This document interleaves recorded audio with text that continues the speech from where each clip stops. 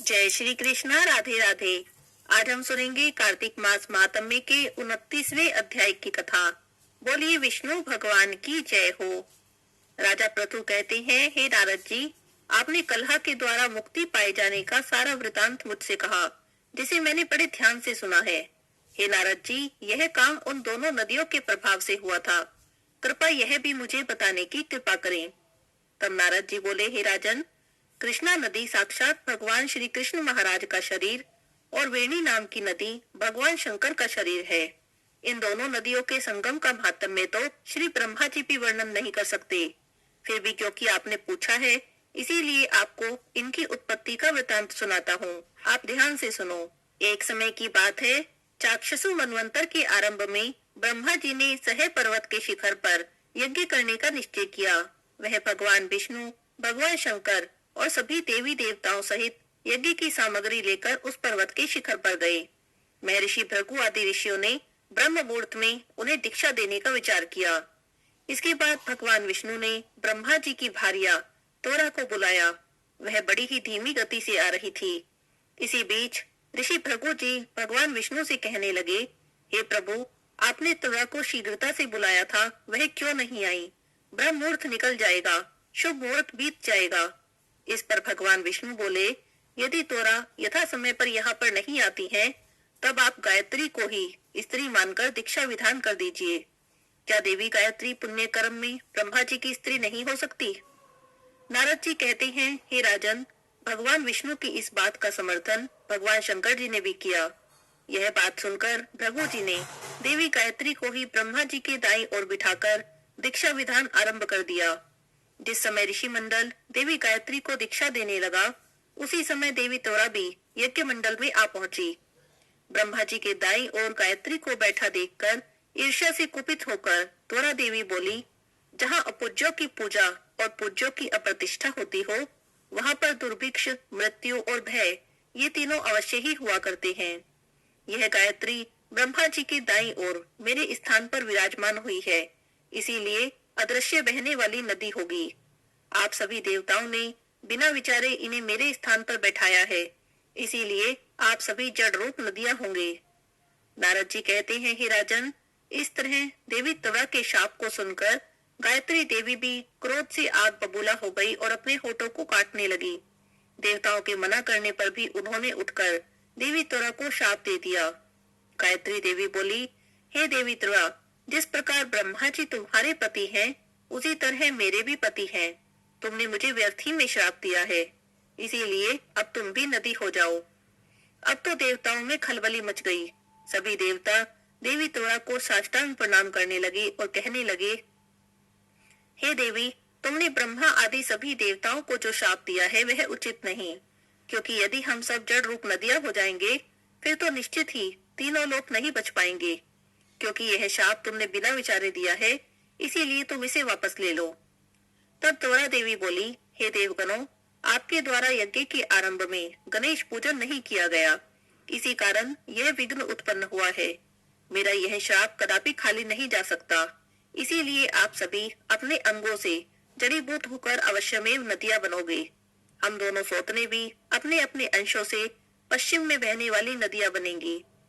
नारद जी राजा पृथु से कहते हैं, हे राजन, देवी तोरा के इस वचन को सुनकर भगवान विष्णु और भगवान शंकर और सभी देवी देवता अपने अपने अंशों से नदियां बन गए।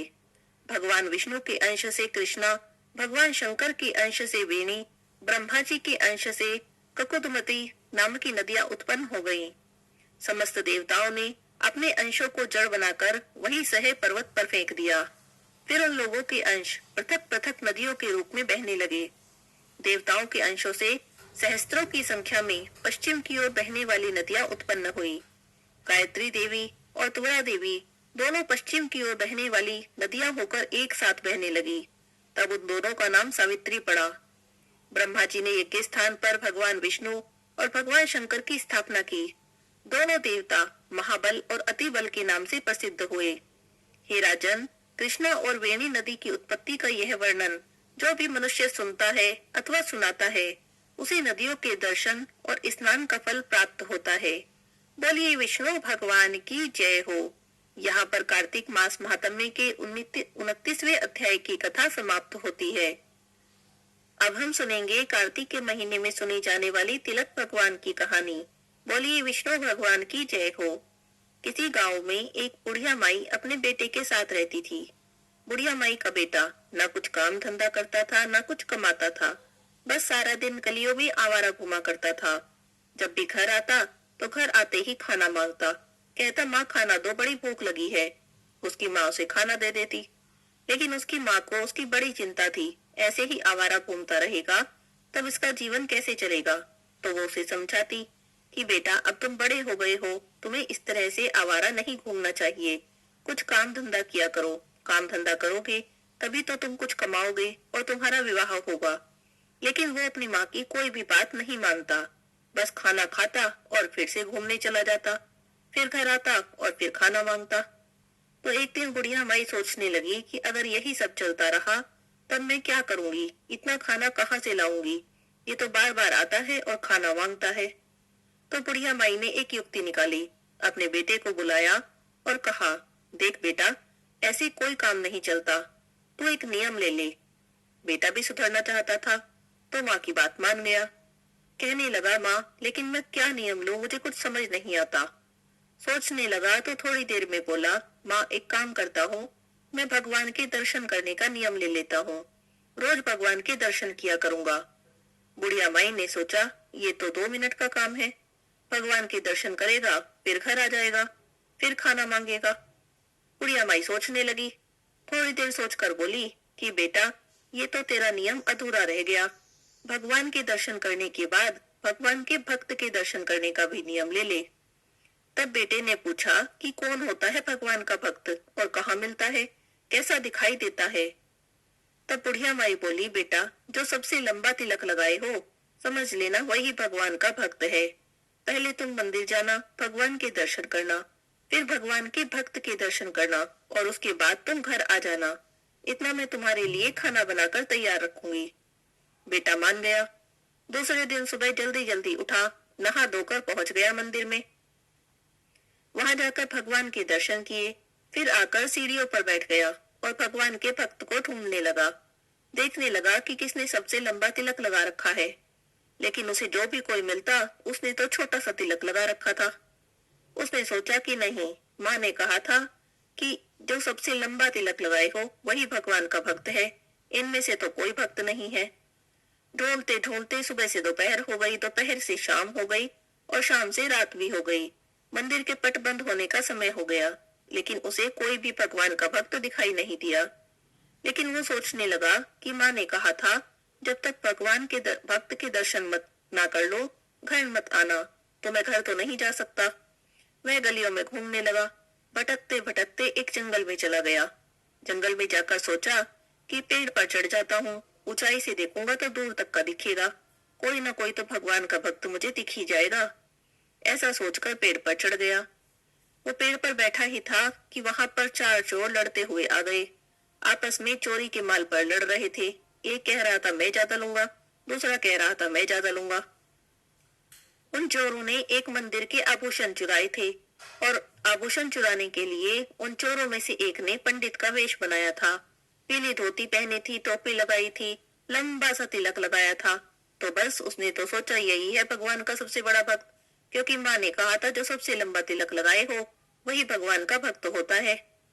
अभी वे चोर तो अपनी चोरी के माल पर लड़ ही रहे थे, तभी पेड़ पर बैठा वे जोर जोर से चिल्लाने लगा, मैंने देख लिया, मैंने देख लिया, अब मैं माँ को जाकर बोलूंगा कि मैंने देख लिया। अब चारों चोर तो डर गए। उन्होंने सोचा किसी ने हमें चोरी करते देख लिया, चोरी के माल के साथ पकड़कर पुलिस को दे देंगे। वो तो वहीं चोरी का माल छोड़कर वहां से भाग गए।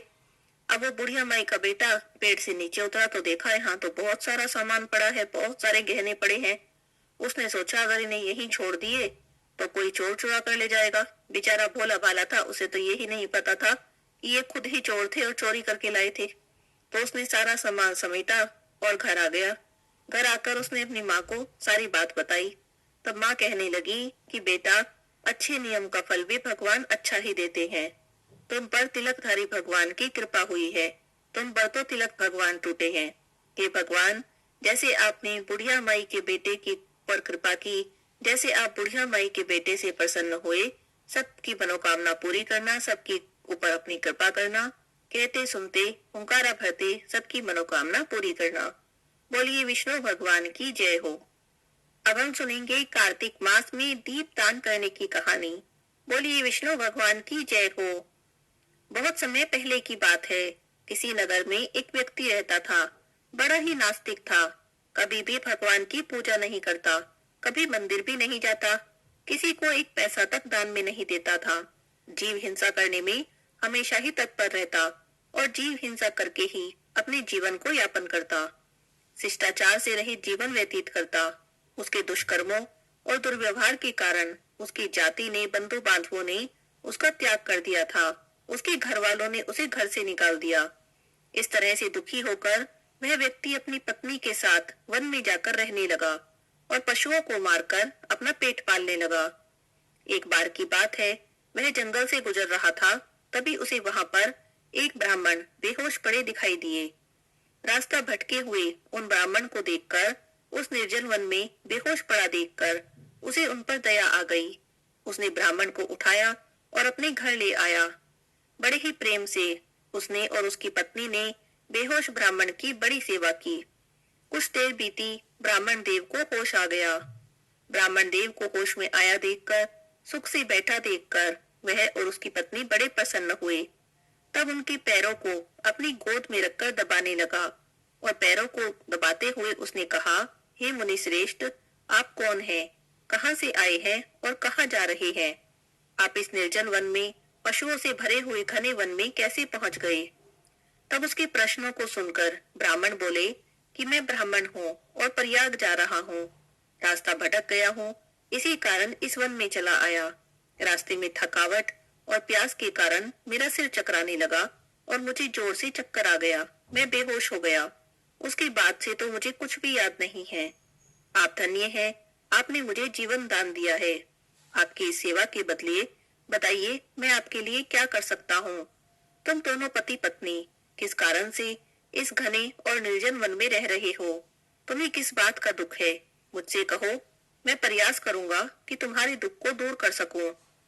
तब उन ब्राह्मण की बातों को सुनकर वह अपनी पत्नी के साथ ब्राह्मण के चरणों में गिर गया और अपनी सारी आपबीती कह सुनाई कि मेरे कर्मों और उनके परिणामों के बारे में उसने ब्राह्मण को बताया और अपनी दरिद्रता दूर करने का उपाय पूछा। तब ब्राह्मण देवता सारी बात सुनने के बाद बोले कि हे महाभाग, आपने मेरी बड़ी सहायता की है, इसलिए मैं आपको एक ऐसा कल्याणकारी उपाय बताता हूँ जिससे बिना ज्यादा परिश्रम किए, बिना किसी तीर्थ यात्रा के, बिना किसी दान के या अन्य किसी प्रयास के भी बिना तुम्हारी सारी दरिद्रता दूर हो जाएगी। ब्राह्मण की बातें सुनकर वह और उसकी पत्नी बड़े ही प्रसन्न हुए। तब ब्राह्मण बोले कि कुछ महीनों के बाद कार्तिक का महीना आएगा। उस महीने में सावधानी से तुम दोनों पति पत्नी व्रत करना, कार्तिक में पूजा करना और दीप दान करना। कार्तिक के महीने में दीप दान करने से तुम्हारी सारी परेशानियां जड़ से नष्ट हो जाएंगी। दीप दान करने के लिए देसी घी का प्रयोग करना चाहिए। देसी घी से दीपक जलाना। लेकिन मुझे प्रतीत होता है तुम इस निर्जन वन में वास करते हो सकता है तुम्हारे पास घी उपलब्ध नहीं हो। ऐसी स्थिति में तिल के तेल का प्रयोग करना चाहिए। कार्तिक के महीने में सुबह सवेरे तारों की छांव में उठना, कार्तिक के महीने में रोज स्नान करना और भगवान की पूजा करना और तिल के तेल से दीपक का दान करना, कार्तिक भगवान का ध्यान करना और मंत्रों का जाप करना। कार्तिक के महीने में भगवान विष्णु के दामोदर स्वरूप की पूजा की जाती है। तुम रोज भगवान दामोदर की पूजा करना, श्री तुलसी जी की सेवा करना, तुलसी जी की परिक्रमा करना और रोज व्रत करना। एक महीने तक कार्तिक मास में दीप दान करना। जो कोई एक महीने तक पूरे मास के व्रत करता है, दीप दान करता है, श्री तुलसी जी की सेवा करता है, उसे माता लक्ष्मी का आशीर्वाद प्राप्त होता है और लक्ष्मी जी उसके घर में अपना स्थायी निवास करती है। हे महाभाग, कार्तिक के महीने में जो विधि पूर्वक व्रत करके दीपदान करता है वह धन धान्य, पुत्र और यश को प्राप्त करता है। कार्तिक के महीने में किया गया दीपदान बंध्या स्त्री के बांझपन का नाश करने वाला है, स्त्रियों को सौभाग्य देने वाला है और सभी मनुष्यों को अपनी इच्छा के अनुसार फल देने वाला है। यदि कोई कन्या दीप दान करती है तो वह गुणी और चिरंजीवी पति को प्राप्त करती है। स्त्री की इच्छा करने वाला पुरुष सुशीला और पतिव्रता स्त्री को प्राप्त करता है। विद्यार्थी विद्या को प्राप्त करते हैं और सिद्धि चाहने वाले को सिद्धि प्राप्त होती है। धन चाहने वाले को धन प्राप्त होता है और मोक्ष चाहने वाले को मोक्ष की प्राप्ति होती है। बिना किसी विधि के, बिना किसी शास्त्र के जो कार्तिक मास में दीप दान करता है वह अपनी इच्छा के अनुसार फल की प्राप्ति करता है। और फिर विधि पूर्वक नियम से जो कोई भी पूरे कार्तिक के महीने के व्रत करता है और दीप दान करता है उसके भाग्य का तो कहा ही नहीं जा सकता। कार्तिक के महीने में दीप दान करने का विशेष महत्व है।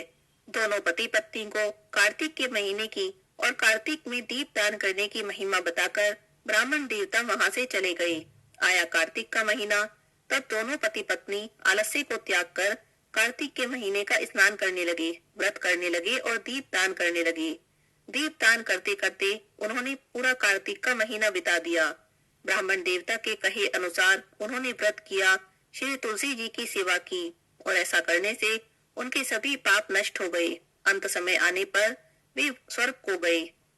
हे कार्तिक के ठाकुर, हे राय दामोदर, जैसे आपने उन दोनों पति पत्नी पर अपनी कृपा की वैसे ही सब पर अपना आशीर्वाद बनाए रखना। कार्तिक मास में दीप दान करने वाले की, स्नान करने वाले की, व्रत करने वाले की सभी मनोकामनाएं पूरी करना। बोलिए श्री विष्णु भगवान की जय हो। कार्तिक मास में सुनी जाने वाली नित्य नेम की कहानी। एक गांव में एक बूढ़ा ब्राह्मण रहता था। खाना कमाने तो जाने न था, बस ऐसे ही बैठा रहता। रास्ते में जाता तो एक मंदिर पड़ता। एक दिन वहां से गुजर रहा था तो उसने देखा मंदिर में बहुत सारी औरतें बैठी कोई कहानी कह रही है। वो वहां पर रुक गया, पूछने लगा तुम क्या कर रही हो और कौन सी कहानी कह रही हो। तब वे कहने लगे कि बाबा, हम कार्तिक का महीना है, नित्य नेम की कहानी कह रहे हैं, अगर तुम्हें सुननी हो तो तुम भी सुन लो। तब वो पूछने लगा इस कहानी को सुनने से क्या होता है। तो औरतें बोली इस कहानी को सुनने से मनोकामना पूरी हो जाती है, अन्न धन के भंडार लग जाते हैं। तब वो कहने लगा कि ऐसी कहानी तो मुझे भी सुना दो। तब वे कहानी कहने लगी। वार सोमवार, वार मंगलवार, वार बुधवार, वार बृहस्पतिवार, वार शुक्रवार, वार शनिवार, वार रविवार, पीछे आया सोमवार, महादेव का वार, 9 निध 12 सिद्ध, बूढ़े बाबा तेरा आसरा, बरियो पीहर सासरा। धन के ढेर लग गए। बाबा, तेरे भाग का हुआ है, मेरे भाग का होगा। कहानी सुनकर घर चला गया। घर जाकर ब्राह्मणी ने पूछा क्या कुछ कमा के लाए? तो ब्राह्मण बोला हाँ, बहुत कुछ कमा के लाया। नित्य नेम का नियम लाया हूँ, जगह जोत की रोटी लाया हूँ, लोटा भर के पानी लिया और चावल चीनी के दाने लिया। आज दोनों बैठ के नित्य नियम की कहानी कहेंगे। ब्राह्मणी लोटा भर के पानी ले आई, चावल चीनी के दाने ले आई। ब्राह्मण नित्य नियम की कहानी कहने लगा। वार सोमवार, वार मंगलवार, वार बुधवार, वार बृहस्पतिवार, वार शुक्रवार, वार शनिवार, वार रविवार, पीछे आया सोमवार, महादेव का वार, 9 निध 12 सिद्ध, बूढ़े बाबा तेरा आसरा, भरियो पीहर सासरा। तुम्हारे तो बहुत हो गया, अब बेटी के चलें। बेटी के घर गया। वहां जाकर पूछने लगा कि बेटी तू दुखी है या सुखी है? तो बेटी बोली बाबा, मैं तो बहुत दुखी हूँ। खाने को हो तो खा लेते हैं, नहीं तो मुंह पे हाथ फेर के सो जाते हैं। तब बूढ़ा ब्राह्मण बोला कोई बात नहीं बेटा, तेरे घर में भी सब कुछ हो जाएगा, तू भी नित्यनेम का नियम ले ले। तो बेटी पूछने लगी बाबा, नित्यनेम का नियम कैसे लेते हैं और क्या करते हैं, मुझे तो कुछ भी नहीं पता। तो ब्राह्मण बोला कि लोटा भर के पानी लिया, चावल चीनी के दाने लिया। बेटी लोटा भर के पानी लाई, चावल चीनी के दाने लाई। अब ब्राह्मण कहानी कहने लगा। उसकी बेटी ने सुनी। वार सोमवार, वार मंगलवार, वार बुधवार, वार बृहस्पतिवार, वार शुक्रवार, वार शनिवार, वार रविवार, पीछे आया सोमवार, महादेव का वार, 9 निध 12 सिद्ध, बूढ़े बाबा तेरा आसरा, भरियो पीहर सासरा। कहानी कहते ही धन के भंडारे भर गए। दो रानी जेठानी भागी भागी आई और पूछने लगी तेरा बाप आया था, क्या लाया? तो कहने लगी कि मेरा बापू तो बहुत कुछ दे गया, नित्य नेम का नियम दे गया, जगह जोत की रोटी दे गया। तब देवरानी जेठानी बोली कि ऐसी कहानी तो हमें भी सुना दे। तब वह कहने लगी, लो तुम भी सुन लो। उसने कहानी कही, देवरानी जेठानी ने सुनी। वार सोमवार, वार मंगलवार, वार बुधवार, वार बृहस्पतिवार, वार शुक्रवार, वार शनिवार, वार रविवार, पीछे आया सोमवार, महादेव का वार, 9 निध 12 सिद्ध, बूढ़े बाबा तेरा आसरा, परियो पीहर सासरा। उनके घर में भी धन के ढेर लग गए। जैसे नित्यनेम बाबा बूढ़े ब्राह्मण पे टूटा, उसकी बेटी पे टूटा, उनकी मनोकामना पूरी की, ऐसे ही सबकी करना, कहते सुनते, हुंकारा भरते, सबकी मनोकामना पूरी करना। कार्तिक मास के बुधवार की कथा। बुधवार के दिन एक साहूकार का लड़का अपनी बहू लेने ससुराल जा रहा था, तो उसकी माँ ने बहुत मना किया कि बुधवार के दिन विदा कराने मत जा, लेकिन नहीं माना। ससुराल पहुंच गया और जाकर कहने लगा कि मैं अपनी पत्नी को विदा कराने आया हूँ। ससुराल वालों ने भी बहुत मना किया कि हम आज नहीं भेजेंगे, लेकिन बिल्कुल नहीं माना। बुधवार को ही विदा करा के चल दिया। रास्ते में अभी थोड़ी ही दूर चले थे कि बैलगाड़ी का पहिया मिट्टी में धंस गया। उसे निकालने लगे तो बहुत देर हो गई। इतने में उसकी पत्नी बोली कि मुझे तो बड़ी प्यास लगी है, मुझे तो पानी पीना है। वो पानी लेने चला गया। थोड़ी देर में पानी लेके आया तो उसके तो पैरों के नीचे की जमीन खिसक गई। देखा तो उसकी पत्नी के पास कोई आदमी खड़ा है और उसकी पत्नी उससे हंस हंस कर बातें कर रही है। उसे बड़ा गुस्सा आया। वो जैसे तैसे गुस्से में बुनबुनाता आगे चला। पास जाकर देखा तो उसके तो तोते ही उड़ गए। वो आदमी तो शक्ल में, रूप रंग में, वेशभूषा में बिल्कुल उसके जैसा था, जैसे उसी का जुड़वा हो। वो सोचने लगा, ये कौन है? तब उसने पूछा कि तू कौन है? वह कहने लगा कि मैं इसका पति हूँ। तब वो बोला, ये तो मेरी पत्नी है। ऐसा कहकर दोनों आपस में झगड़ने लगे।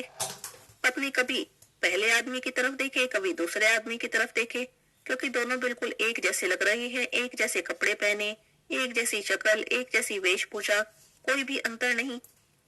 बड़ी बहस छिड़ गई। पंचायत बुलाई गई। वहां सारी बातें सुनकर पंच बोले, बहू से बोले कि तुम्हारा पति कौन है? तब उस पत्नी ने बड़े कंफ्यूजन में, बड़े दुविधा में पड़ते हुए बुध का हाथ पकड़ लिया और कहने लगी कि यही मेरा पति है। तब उसका जो असली पति था वो जोर जोर से रोने लगा कि नहीं, ये मेरी पत्नी है। ससुराल पास में ही थी, किसी ने जाकर ससुराल वालों को भी खबर कर दी, वे भी आ गए। तब उसकी सास रोने लगी, मैंने तो कहा था बुधवार को विदा कराकर मत ले जाओ, लेकिन ये नहीं माना। अब उसका पति रोने लगा। पंचों ने करवा मंगा लिया और कहने लगे कि जो कोई भी मच्छर बन के करवे के मुंह से निकल जाएगा, उसकी पत्नी रहेगी। अब बुध मच्छर बना और करवे में घुस गया। पंचों ने करवा बंद करवा दिया। सारे नगर में ढिंडोरा पिटवा दिया कि बुधवार को बहन के भाई, सासरे जमाई कोई भी मत जावे। जैसे बुधवार ने उसे नाटक दिखाया, किसी को भी न दिखावे। कहते सुनते, हुंकारा भरते को तुलसी माता की आरती।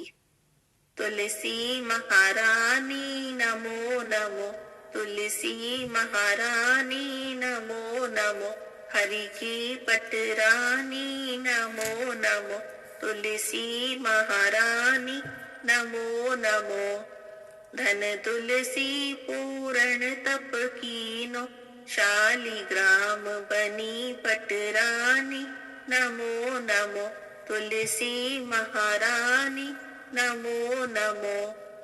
जहाँ के पत्र मंजरी कोमल, श्रीपति कमल चरण लपटानी नमो नमो, तुलसी महारानी नमो नमो, तुलसी महारानी नमो नमो, हरि की पटरानी नमो नमो।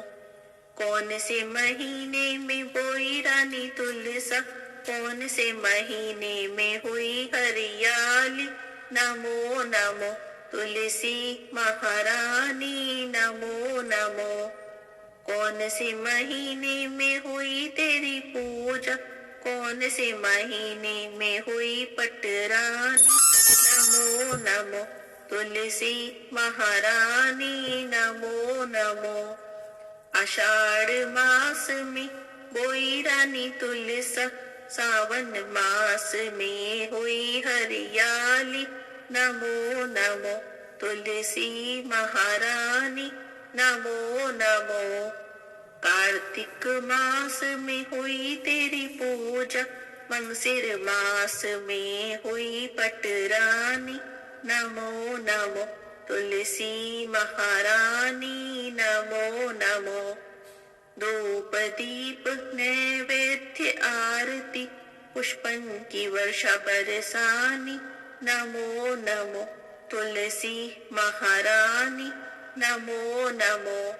56 भोग 3600 व्यंजन, बिन तुलसी हरि एक न मानी नमो नमो।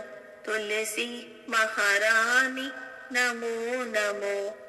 जो कोई तुलसा जी को सवेरे गाए, श्री कृष्ण के दर्शन पाए नमो नमो। तुलसी महारानी नमो नमो। जो कोई तुलसी जी को दोपहर को गाए, खीर खांड के भोग लगाए नमो नमो।